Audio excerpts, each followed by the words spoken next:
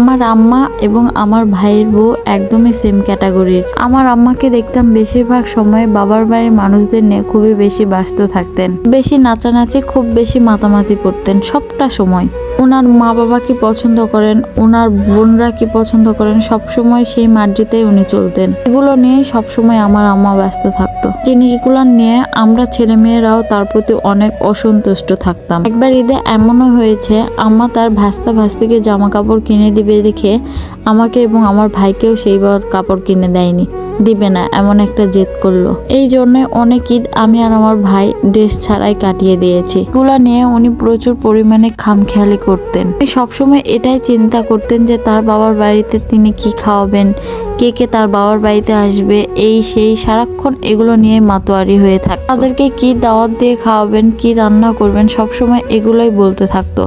এমনকি আমার আব্বার সাথেও অনেকবার আমার আম্মার এই ব্যাপার নিয়ে ঝামেলা হয়েছে। আমরা ঢাকা শহরে থাকতাম একটা বাসা নিয়ে, সবসময় দেখতাম আমার মা বাবার মধ্যে এই টাইপের ঝামেলা হতেই থাকে। আমার মা এত যে তার মায়ের বাসায় দাওয়াত করছে, এত কিছু দিয়েছে, তারপরেও তার একবারের জন্য মনে হয়নি যে আমার ফুপিরা আছে, আমার দাদা দাদি আছে, এগুলো তার মাথাতেই থাকে না। আমি কখনোই দেখি নাই যে আমার মা আমার ফুপিদের সাথে বা আমার দাদা দাদির সাথে 5 মিনিট বসে কখনো কথা বলছে ভালো করে। যদিও কখনো যদি কথা হয়ে থাকে তাহলে শুধু ঝগড়া করত আর অশান্তি করত, এছাড়া কিছুই না। এই ঘটনাগুলো আমার এবং আমার ভাইকে প্রচন্ডই কষ্ট দিত। এটা স্বাভাবিক যে একটা মেয়ে তার বাপ ভাইয়ের জন্য করবে, বাট এত বেশি করবে এটা আসলে আমরা কখনোই ভাবতে পারি নাই। এমনকি ঈদের দিন সেমাই রান্না করলেও আগে আমাদের খেতে না দিয়ে তার বাবার বাসায় আগে পৌঁছাই দিত। আর আমার নানু বাসাও ছিল ঢাকার মধ্যে, এই জন্য আরো বেশি বিষয়টা আমাদের ভাই বোনদের মেনে নেওয়া অনেক বেশি কষ্টকর ছিল।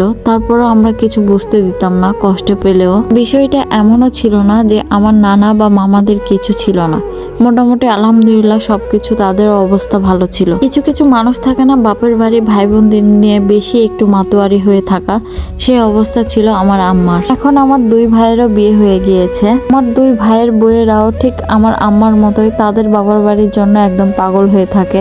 সবকিছু মনে হয় তাদের বাবার বাসাতেও পাঠায় দিবে, এমন একটা অবস্থা হয়ে গিয়েছে। এখন দোষটা কাকে দিব বলেন তো? এখানে দোষটা ছিল আমার মায়েরই। আমার মায়ের জন্য আমার ফুপুরা আমাদের বাসায় 10টা মিনিট বা একদিনও টিকতে পারেনি। আমরা গ্রামের বাসাতেও থাকতাম, শহরের বাসাতেও থাকতাম, কিন্তু কোনো সময় আমার ফুপুরা এসে কোনো জায়গাতেই টিকতে পারেনি। মায়ের বাসায় এসে যে 10 মিনিট থাকবে সেই শান্তিটুকু আমার ফুপুরা কখনোই পায়নি। কেনই বা পাবে?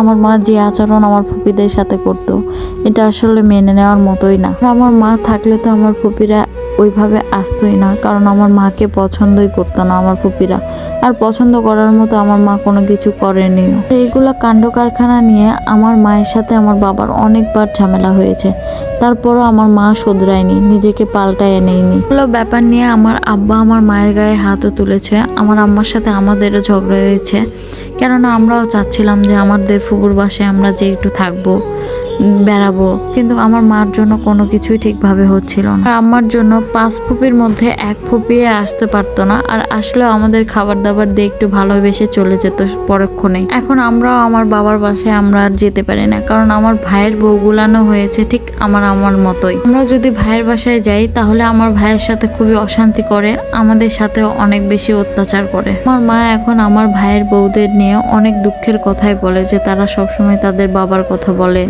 বাবার বাড়ি টানাটানি করে। এখন আমিও উত্তর দিয়ে দিলাম, তুমি যেমন তোমার ছেলের বউগুলানো হয়েছে ঠিক তেমনই, তুমিও বাবার বাড়ির জন্য পাগল, ওরাও বাবার বাড়ির জন্য পাগল, সেম তো একই হয়ে যাচ্ছে, তাই না? আমার ফুপুরা যেমন এক রাতও আমাদের বাসায় এসে থাকতে পারেনি, ঠিক আমরাও তোমার বাসায় যে এক রাতও থাকতে পারছি না। প্রকৃতির কি নিয়ম দেখছো মা, তুমি যেমনটা করছো ঠিক তেমনটাই ফেরত পাচ্ছি আমরা।